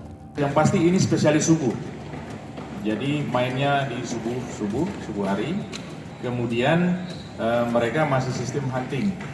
Jadi ketika lihat mana yang kemungkinan mudah untuk dijangkau, diambil, kemudian tidak tertangkap, itu yang dikerjakan. Jadi belum ada mereka ngawasi atau nginap, melihat. Tapi dari salah satu pelaku ini ada yang kuliah. Mereka ini semua ada satu grup, satu gerombolan. Jumlahnya tadi saya sampaikan 5, tapi lebih dari 5 orang karena yang DPO itu masih 3 orang. Joki, Pak. Joki, sudah berapa lama ngikut komplotan curanmor nih? Baru, Pak. Baru berapa lama? Baru 3 bulan, Pak. 3 bulan. Kontrakan di Bandar Lampung ini yang punya kamu?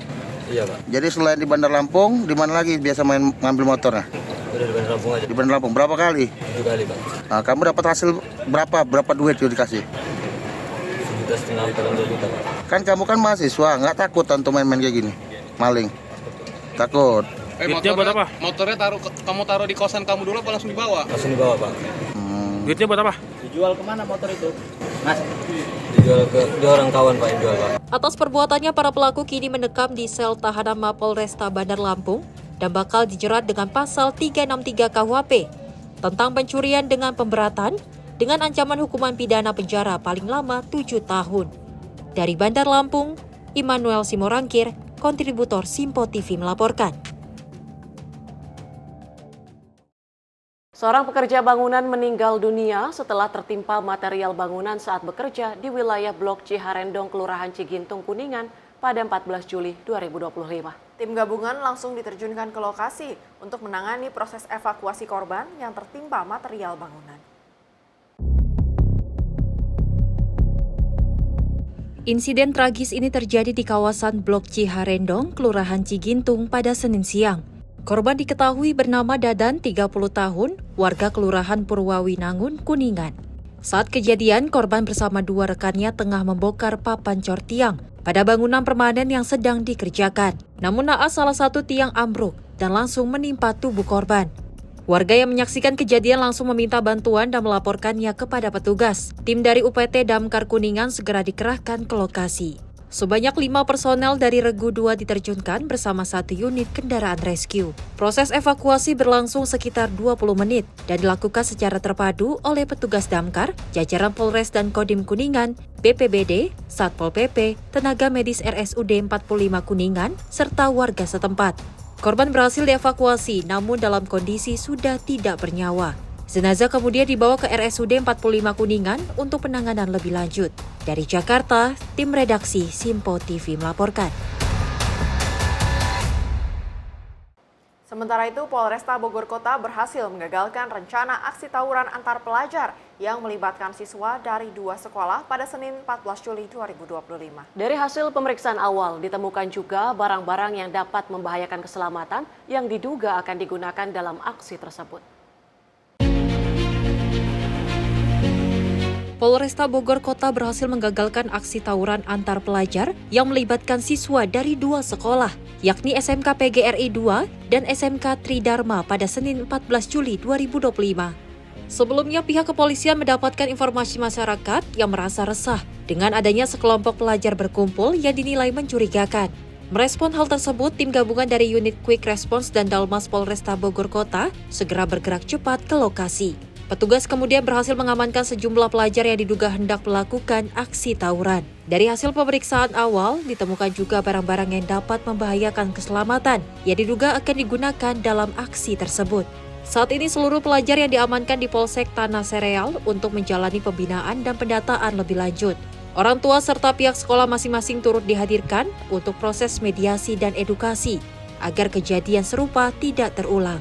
Polresta Bogor Kota menegaskan komitmennya dalam menciptakan lingkungan yang aman bagi masyarakat, termasuk di lingkungan sekolah, serta mengimbau agar pelajar fokus pada kegiatan positif serta menjauhi aksi kekerasan. Tim redaksi Simpo TV melaporkan.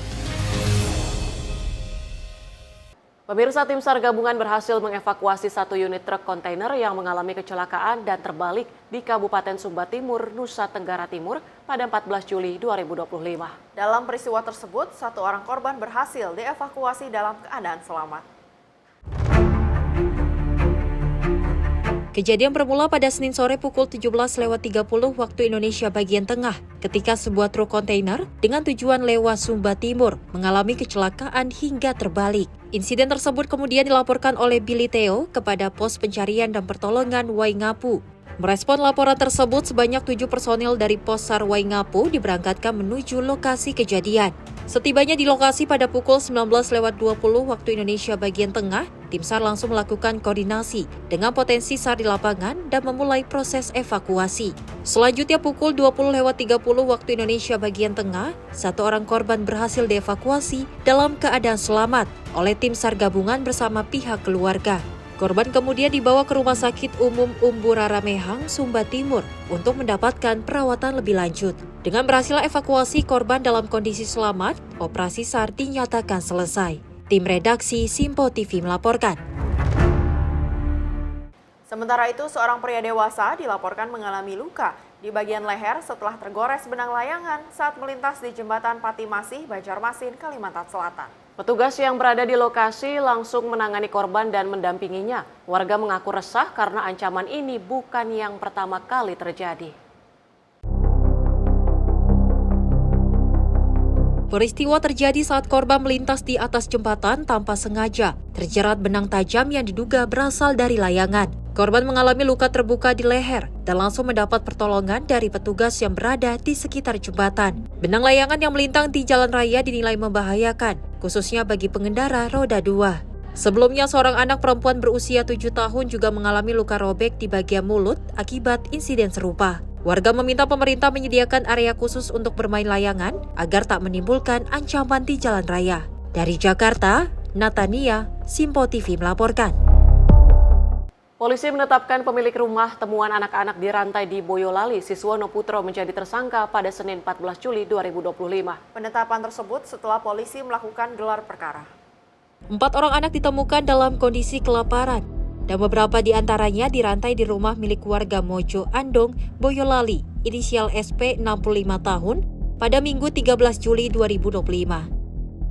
4 anak tersebut inisial VMR 6 tahun, adik kandung dari MAF 11 tahun, keduanya dari Kabupaten Batang.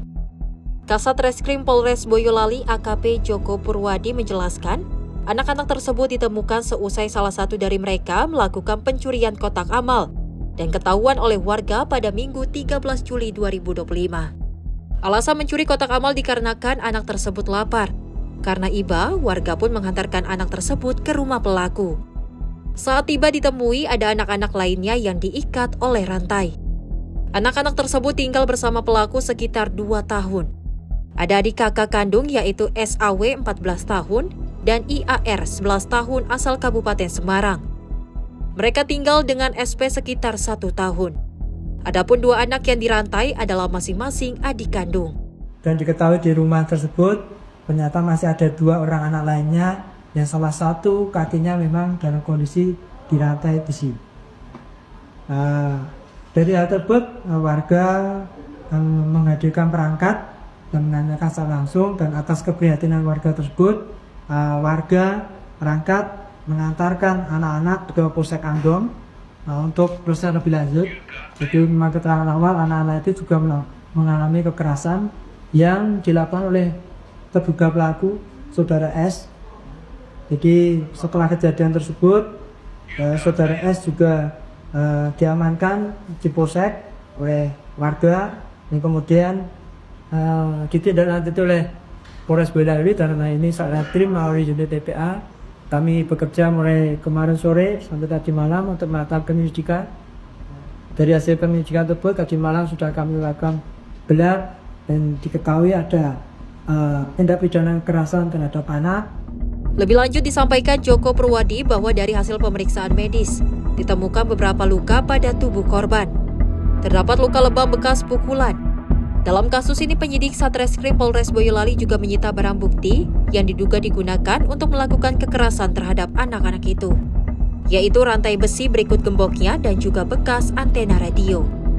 Tersangka SP disangkakan pasal 77B Junto 76B dan atau pasal 80 ayat 1 Junto pasal 76 huruf C Undang-Undang Nomor 35 Tahun 2014 tentang perubahan atas Undang-Undang Nomor 23 Tahun 2002 tentang perlindungan anak. Ancaman hukumannya 5 tahun dan 3 tahun 6 bulan. Tim redaksi Simpo TV melaporkan.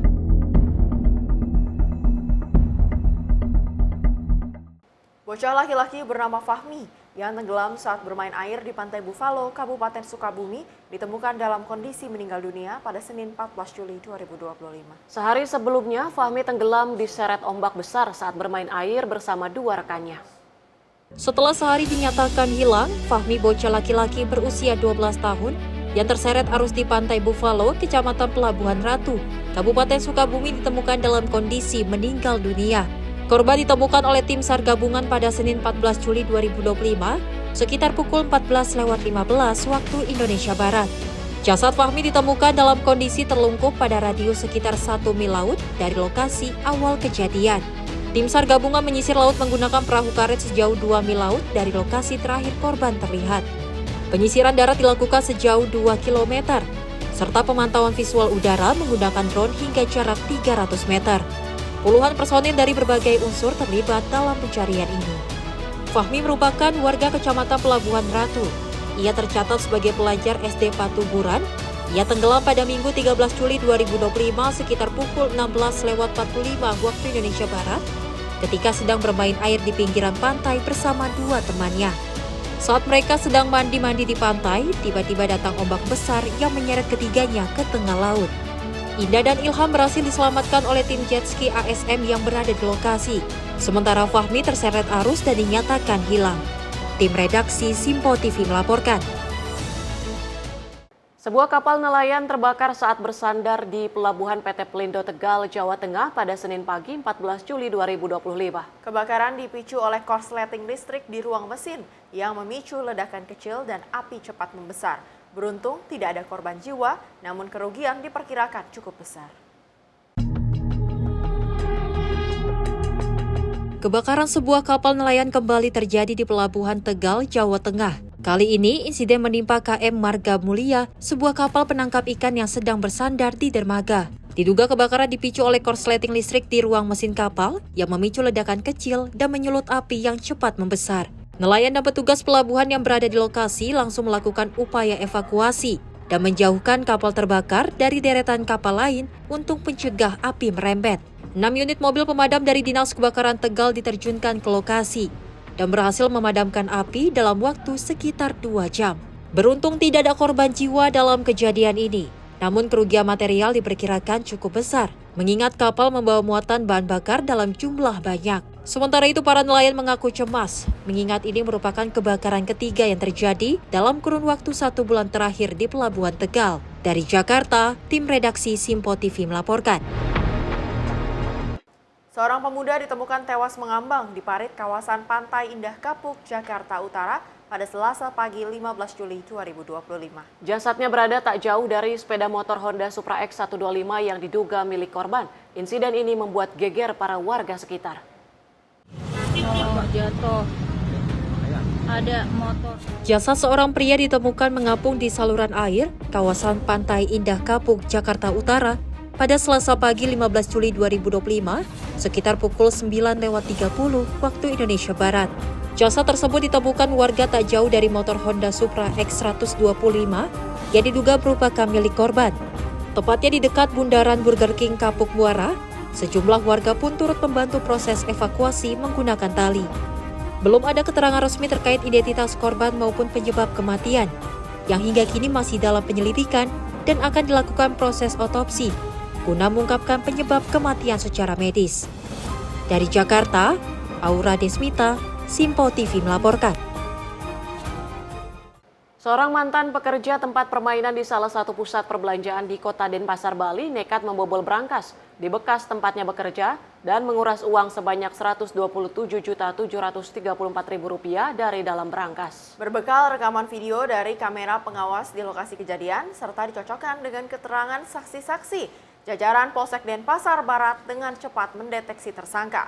Selain menciduk tersangka, polisi juga menyita uang tunai senilai Rp80.895.000 dari tangan tersangka.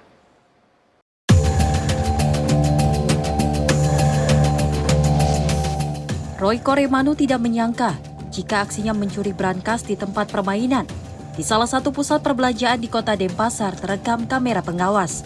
Berbekal rekaman video di lokasi kejadian, yang kemudian dicocokkan dengan keterangan para saksi, membuat jajaran Polsek Denpasar Barat bisa dengan cepat mendeteksi pelaku. Tak butuh waktu lama, polisi pun langsung meringkus tersangka di kosnya. Sayangnya, Roy Koremanu nekat melawan dan mencoba kabur, sehingga memaksa polisi menyerangkan timah panah di kakinya. Kapolsek Denpasar Barat Kompol Laksmi Trisna Dewi menerangkan saat kejadian pelaku beraksi seorang diri. Saat tiba di TKP, tersangka masuk melalui pintu loading, lalu menuju lantai 3 dan tiba di venue tempat permainan. Berbekal palu, tang, dan obeng yang diambil dari ruang teknis, tersangka dengan mudah menjebol pintu ruangan tempat permainan. Tersangka yang merupakan karyawan tempat permainan tersebut dengan mudah membuka salah satu brankas yang tidak terkunci, dan kemudian mengambil kunci brankas tempat penyimpanan uang perusahaan. Tak tanggung-tanggung, tersangka menguras uang sebanyak Rp127.734.000 dari dalam brankas sampai habis. Tersangka menggunakan uang curian untuk membayar pinjaman online hingga membeli iPhone 16 Pro Max, lalu pergi ke Pantai Kuta untuk mentraktir makan dan minum teman-temannya. Tersangka seorang diri berangkat dari kos, berjalan kaki menuju pusat perbelanjaan tersebut dengan niat mau mencuri uang. Kemudian tersangka masuk ke dalam mal melalui pintu loading dan langsung ke lantai 3 ke venue Timezone. Selanjutnya tersangka masuk ke dalam ruang office Timezone dengan cara menjebol pintu menggunakan obeng, tang, dan palu yang didapat di ruang teknisi. Setelah berhasil masuk, kemudian tersangka membuka brankas yang tidak terkunci. Jadi di ruangan tersebut ada 2 brankas, satu brankas tidak terkunci. Itu brankas dibuka, di dalam brankas terdapat kunci. Kunci itulah yang digunakan untuk membuka brankas yang satu lagi yang berisi uang. Kemudian setelah brankas yang di sebelah dibuka berisi uang, kemudian isi dari brankas tersebut uang sejumlah Rp127.734.000 itu diambil. Selanjutnya tersangka kembali meninggalkan lokasi TKP, kemudian menuju ke kos-kosannya. Besoknya sekira pukul 10 pagi tersangka keluar menggunakan uang yang didapat tersebut untuk membayar isi cash, lalu sore harinya membeli handphone iPhone 16 Pro Max. Selanjutnya pergi ke Pantai Kuta untuk makan dan minum bersama teman-teman. Tersangka Roy Koremanu sempat bekerja di tempat permainan tersebut selama 1 tahun, tetapi memilih resign dengan alasan akan pulang kampung. Selama 2 bulan tidak bekerja membuat tersangka gelap mata, hingga timbul niat melakukan kejahatan. Atas perbuatannya, Roy Koremanu disangkakan pasal 363 ayat 1 ke 5 KUHP tentang pencurian dengan pemberatan. Pemuda asal Saburai Jua, Nusa Tenggara Timur terancam hukuman berupa pidana penjara paling lama 7 tahun. Dari Bali, tim kontributor melaporkan. Informasi olahraga tadi sekaligus menutup jumpa kita di Menyapa Indonesia Malam kali ini. Mewakili seluruh kerabat kerja yang bertugas, saya Tiara Dianti mengucapkan terima kasih. Sampai jumpa.